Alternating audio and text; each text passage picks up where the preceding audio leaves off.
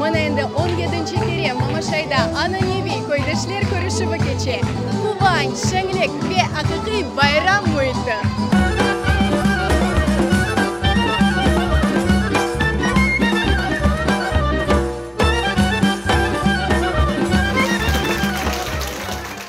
Каждый год Шевкия Алиева приезжает на встречу односельчан в Мамашае, близ Ахьяра. В этом селе родилась ее мама. Шевкия ханым с трепетом хранит фотографии выходцев села. Бу иң бүйүк мына мені анам медалінден.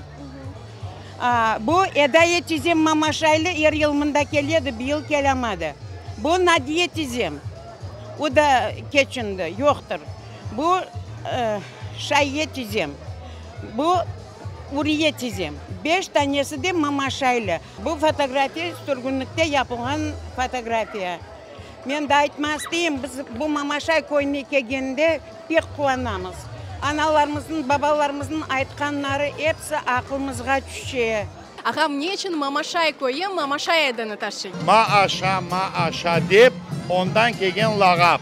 Ot bizge de bilev misafir kelse anam adlanım bona aşan deyip her vakit ele ayta. Demek Mamaşaylılar pek musafirçi. Pek musafirçi. Şükür Allah'a. Geliniz, oznuz görüyorsunuz. Mına Mamaşay'da oturasınız. Mına Mamaşay'ın zenginliğini.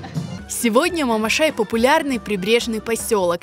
До депортации большинство жителей села были крымские татары.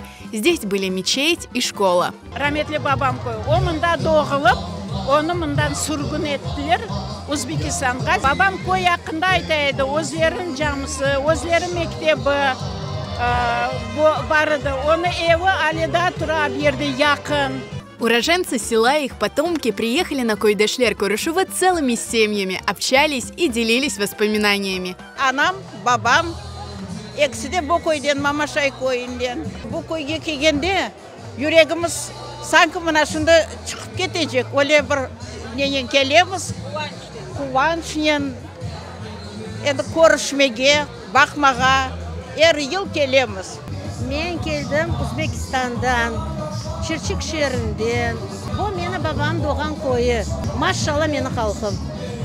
Наш народ восстал из пепла. К сожалению, проходят годы, и глядя на гостей, с сожалением понимаешь тот факт, что стариков, которые родились, прошли весь этот сложный путь крымско-татарского народа, попали в депортацию, вернулись, их практически не осталось. Но радует тот факт, что эти старики привили своим детям любовь к родной земле.